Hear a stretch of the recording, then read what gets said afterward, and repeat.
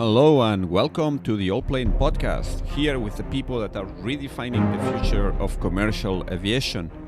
And as usual, before I introduce today's guest, let me give you the usual reminder that you can find all the previous episodes of this podcast, as well as many other aviation stories on the Allplane website. That's Allplane.tv, Allplane.tv. Today we touch upon a topic that has been making headlines lately, and it is in some ways a source of concern because the world is right now basically going through a period of very strange supply chains. For this episode of the podcast, we welcome Zvi Schreiber, founder and CEO of Freightos, a digital platform for air cargo. So we're going to have a look at the world of air freight, a segment of the aviation industry that doesn't get nearly as much attention as the passenger side of things.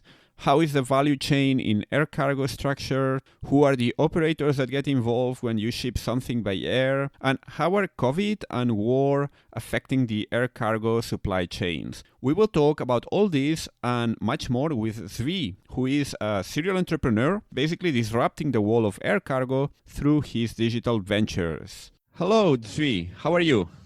Good, Mikhail. Great to be on. Great to speak with you again. I'm very happy to have you here on the podcast because you are an expert in an area that I know very little about. And I think that's going to be a great opportunity to learn a lot about air cargo and air freight, which is, well, a segment of the industry that has grown a lot in the last couple of years because of, basically the pandemic. Many airlines had to switch to cargo. And it's been a very hot area of aviation. And, it's an area that doesn't have as much visibility because it kind of happens behind the scenes. You are the founder and CEO of Freightos, which is a digital platform for this segment of the industry. And first of all, let me ask you, like every guest, to introduce yourself and your professional background and how you got into air freight. Sure. I'm Zvi Schreiber, originally from London, but I've lived most of my life in Jerusalem.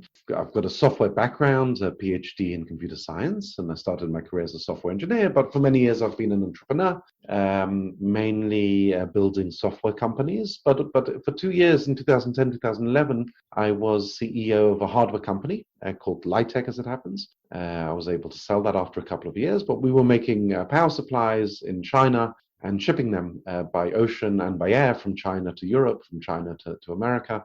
And so during those 2 years, I learned all about the shipping and air cargo industries. And I was kind of shocked to discover how old-fashioned they are. And so right after I sold that business in 2012, exactly 10 years ago, I started Freightos, the idea being to be like Booking.com for international freight, to make international shipping, ocean and air, as easy as international passenger travel. That's the vision at Freightos. If I understand correctly, you've been growing like crazy this last couple of years. I don't know if that's more connected to the fact that many airlines have looked at cargo as a sort of a way to basically continue operating when it was not possible for passengers to fly, but also because of all the whole situation right now with the supply chains that seem to be very strained. We can cover this in more detail now, but what do you think is the main driver here for all this growing interest in cargo, in air cargo? Well, funnily enough, I think that it was clear that air cargo was finally ready for a digital revolution, even before COVID. Now, COVID absolutely brought extra focus for a few reasons. One reason is what you said, that pre-COVID, many airlines, cargo was only 5 or 10% of their revenue. During COVID, the passenger revenue dropped off dramatically and cargo became an important part of their revenue. So definitely cargo got more attention in the last 2 years. Additionally, the old-fashioned way of selling air cargo was you had an Excel with your winter schedule and your winter price and an Excel with your summer schedule and your summer price. So it was very inflexible. It was only updated twice a year. That is completely crazy during COVID when the schedules and the situation is changing every day. Flights are getting cancelled and reinstated and passenger planes are getting converted to cargo planes. So things are changing very rapidly. So without a doubt, COVID created an extra need for a digital revolution. Having said that, the air cargo industry was going that way anyway. So in 2018, we connected to Lufthansa as the first major airline to have any kind of API, any kind of electronic real-time connection for booking. In 2019, they were joined by IAG, which is British Airways and Iberia, and also Air France KLM. So we already had three major airlines before COVID, who had a digital connection, dynamic prices, instant booking. And then in 2020, we already had plans for a few more airlines, even before anyone knew about COVID. So the digital revolution was going to happen in 2020 anyway. And then, of course, with COVID, it took on extra urgency for sure. Having reached this point, I just wanted to walk back a little bit, because I guess many people in the audience, including myself, are not too familiar with the way that the air cargo industry operates. So very briefly, can you summarize how is the value chain in air cargo? I mean, who are the main counterparties? We have air cargo operators that are specialized, companies like Cargolux and Volga Dnieper, for example, which are pure cargo operators. Then you have, let's say, the regular airlines that fly people, but also they fly cargo as well. Either they have specialized units, an aircraft, or they fly it in the belly of passenger aircraft as well. And then you have the freight forwarders. Then obviously you have the industry, so the people that are shipping, the people that are receiving the cargo. Who else is involved in this business, and how does it normally work? Let's say I'm some industry that wants to ship something to the other side of the world. What would be the process here, and who would get involved in the different steps? I mean, I know this can be quite complex, so just to give a basic idea of how this works. Sure. Well, let's start from the beginning. So if you buy something in a shop in Barcelona or in New York City, 90% chance it's imported. So a huge part of the goods that we buy are imported. About pre-COVID, about $19 trillion worth of goods were imported and exported across borders each year. During COVID, that's actually gone up. So it's even higher. So it's a huge part of the world economy. The majority of those goods go by ocean, which is a lot cheaper, but a lot slower. A few percent go by air, but a lot of the most valuable goods go by air. So by value, about 30% of goods are going by air, not ocean. By volume, it's much less, maybe 10% or so. I don't remember exactly, are going by air versus ocean. The total spend on air cargo a year is about $65 billion. That's not including the small packages, not including FedEx, UPS, DHL small package, which is a separate industry, but about $65 billion spent each year on air cargo. Again, more during COVID. Sorry, one question. What sort of cargo makes more sense to ship by air compared to shipping by ship? Obviously, things that need to move fast, I guess, like some special foods and stuff like that. Maybe medicines, vaccines now, as we have seen. What else would make sense to ship by air? Yeah, so there's three main categories, I would say. Things which are very valuable, small and valuable. Diamonds, iPhones, which are really quite small and worth $1,000 or something. Jewelry. And then things which are perishable, like you said, so tuna for sushi or flowers or things which can't last for a month on the ocean. Some types of fruits sometimes. And the third category is anything unexpected. So even toys will normally go by ocean, but if suddenly there's a shortage and the shelf is empty because some toy is popular, or the fashions change, then it will go, of course, by air. If a car breaks down and there's a rare part missing, or an aircraft breaks down, or a ship breaks down and there's a piece missing and it's urgent, then it will go by air. So anything which is urgent and unexpected will go by air. Another interesting category, of course, is fast fashion. And I believe you're in Spain, so of course you're familiar with Inditex there, or Zara, which is their most famous brand. Mm-hmm. And they changed their fashion so quickly that a huge amount of Zara's clothes are going by air as well. Oh, interesting. I would have never guessed that. I thought clothing was one of the things that was 100% sure it was going by ship, but yeah, it makes sense. Yeah, you think that, but for fast fashion, no, because they want to. True. There's a new fashion, they want it in the shops within 3 weeks, Mm-hmm. Yeah. Sorry, I interrupted you earlier. You were explaining us the supply chain and the value chain in air cargo. Yeah, so those are the things that go by air, about $65 billion spent a year.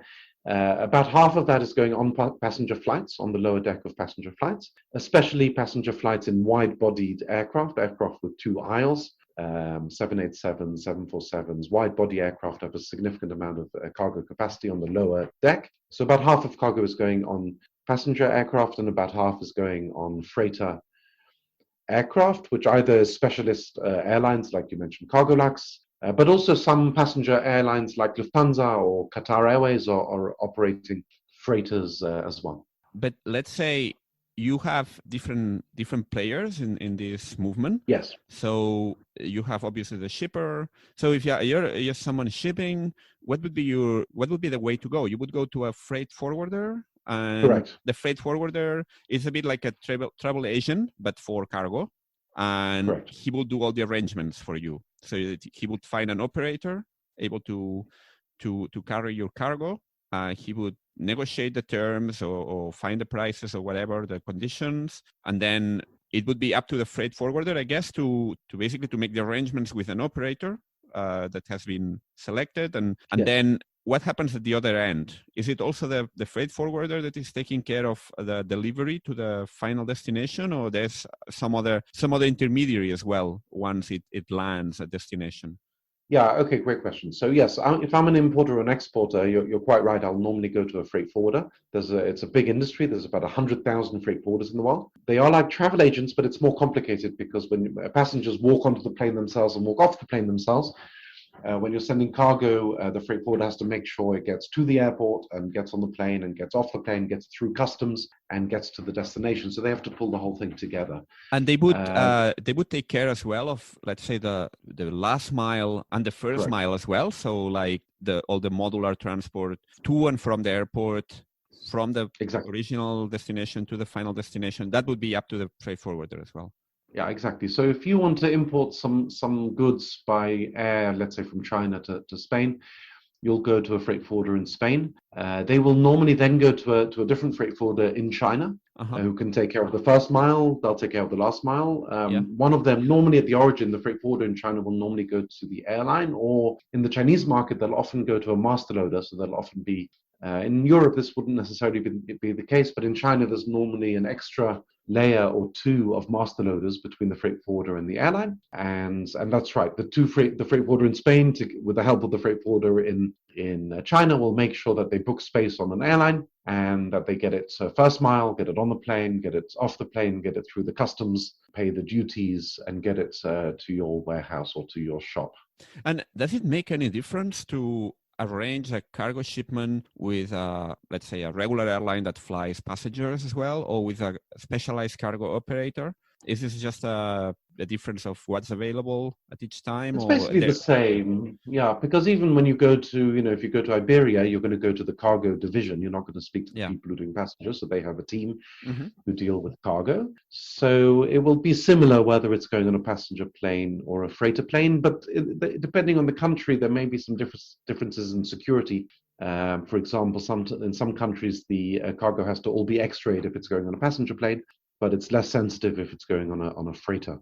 You mentioned that this is a market that it hasn't been that much digitalized. What's the reason? Because, for example, like airline industry was one of the first industries to adopt online bookings. For example, like when no one was shopping online, you could already book a flight on an airline website, for example. But it seems that it's not the case with air cargo. What are the reasons for that lag in adoption of technology?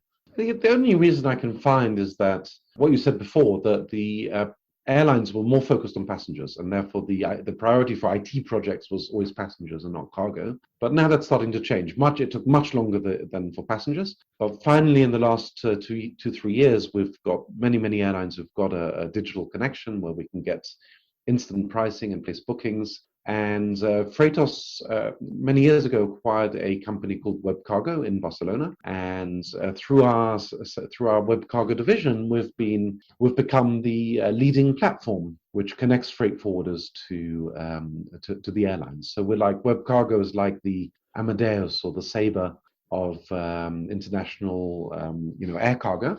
And it's grown, as you mentioned kindly in the beginning, it's grown like 100x in the last 2 years. So wow. We've grown, we now have more than 30 airlines. We have now 3,000 freight forwarders using it, and it's growing very, very rapidly. So the exciting thing is it took a long time for air cargo to go digital, but when it did in the last 2 years, the adoption was very, very fast. So with Freightos, what people can do is basically find quotes. So if you want to ship something, you basically bring together supply and demand. You provide pricing. It's a way for the different operators in this market to transact in an easy, transparent, convenient way. Yeah, so we end up having two platforms. So Freightos.com is a public site. It's a bit like Booking.com, where any importer or exporter can go and get prices and book. Mm-hmm. And that connects really the importer and exporter to the freight forwarder. And then Webcargo is a platform which connects, which is a bit more like, for those who know, it's Sabre and Amadeus in the passenger travel. So that's the platform which is for the professional freight forwarder to connect to all of the airlines, and also starting with the ocean liners as well. And it's available only for professionals. So you have Webcargo is only for professionals. Yeah. You need to be a freight forwarder to register on the site. And then you can request quotes. For example, can you give us an example of what someone using the platform would be doing in order to get some pricing and what happens next? I mean, once you get some quote, what's the next step in this process? Yeah, I mean, it's quite simple. The freight forwarder will search on Webcargo. Let's say they want to send 300 kilos from Barcelona airport to Chicago O'Hare airport. So they will search on Webcargo. They'll see price quotes from many airlines and also many options. They may say that, they can send it Lufthansa through Frankfurt on Monday, or Lufthansa through Brussels on Tuesday, or British Airways through London, or Finnair through Helsinki, or Qatar Airways through Doha. They'll see many options, different days, different prices, and so then they press book. Just like as you would do with booking a ticket to fly on a holiday, for example, you would go to search engine or one of these, yes.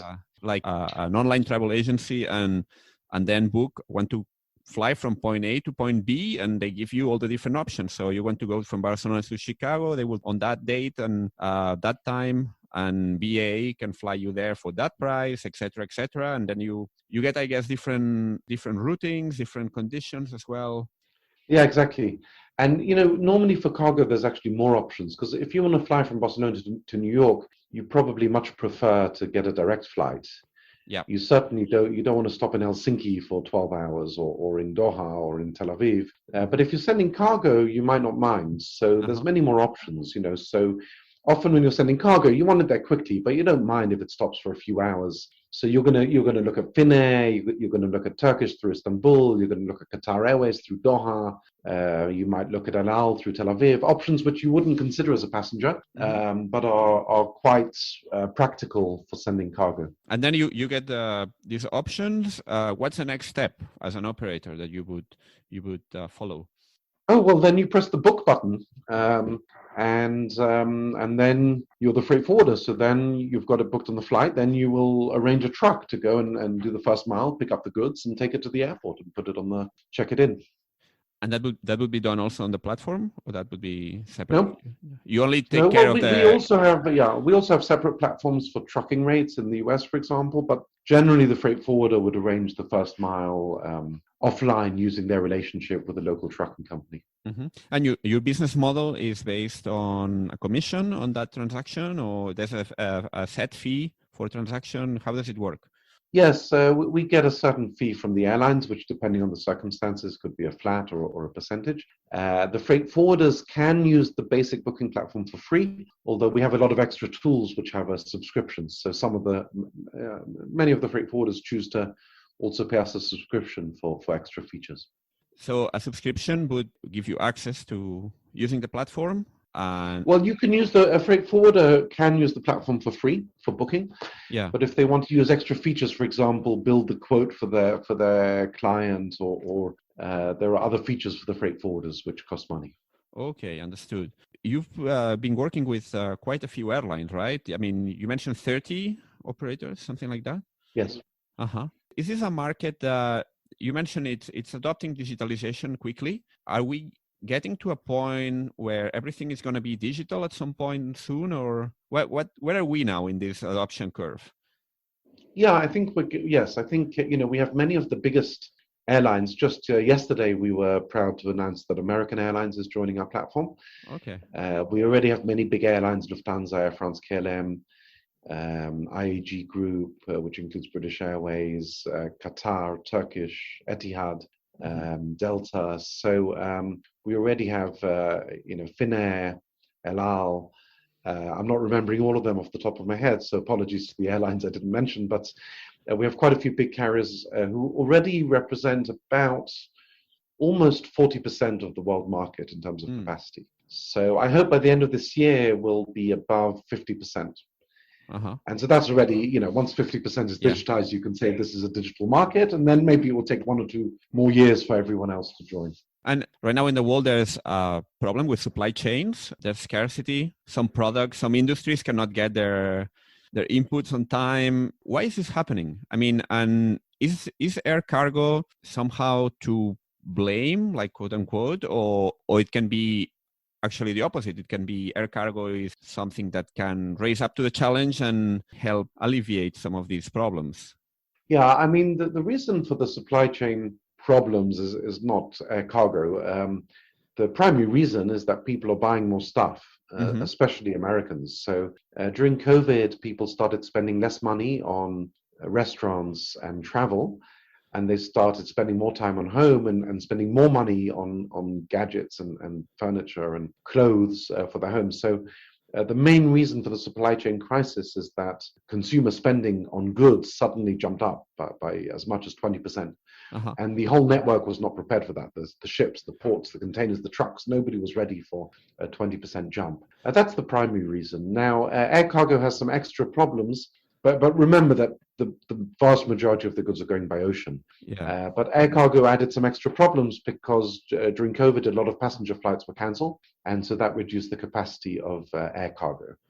And so that's added a little bit to the problem, but that's not the main reason. So, is there not a problem with, let's say, the supply of means of transportation as well because of all the COVID restrictions in some key areas of the world? I'm thinking like China, Hong Kong, areas that move lots of merchandise now have very strict lockdowns and stuff like that. I don't know if that up to what point that has affected as well the supply chains. Yeah, no, I mean, there have been, right now, the ports in China and Hong Kong are working as normally. The airports and the seaports are working as normal, although the number of passenger flights is down.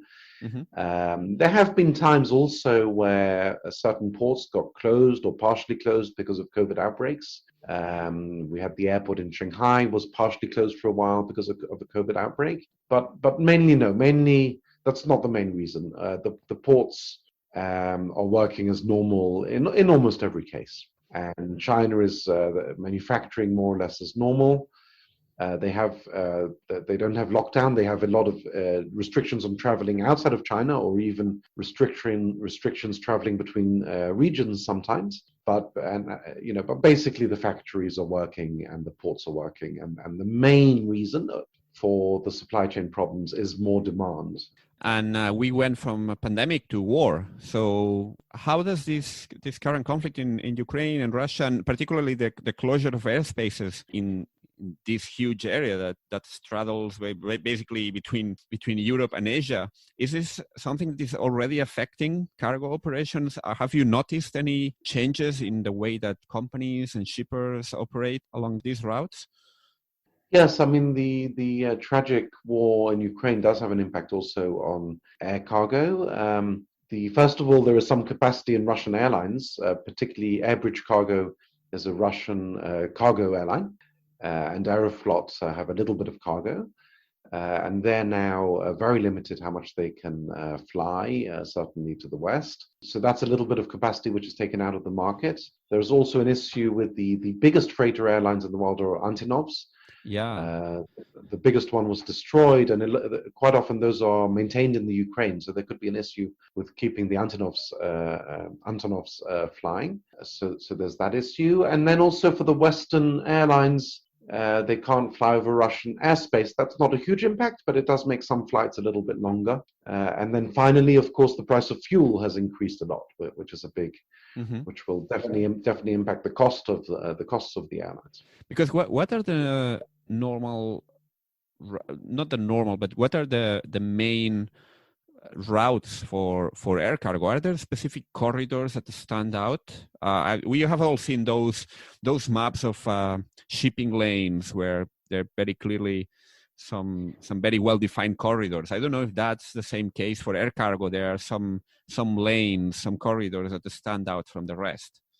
Yeah, I mean, it's what you would guess. I mean, there's air cargo going all around the world, but a lot of it is originating in Asia, China, Hong Kong, Southeast Asia. So that's where a lot of the factories are. So the routes from China and from to a lesser extent from Southeast Asia to the West, to Europe, to North America, those are some of the biggest routes. Yeah. Mm-hmm. And just to I think we got a pretty good overview of how the market is at the moment. What do you anticipate could be the next, let's say, the near future and the medium term future for air cargo? I'm talking about the industry as a whole. Are there specific trends that we should be looking at, or some macro drivers of this industry that deserve attention? Yeah, I think e-commerce is a clear macro driver. People are buying more stuff online. And related to that, the fact that product cycles are getting quicker. So we talked about fast fashion, electronics, of course, change very quickly.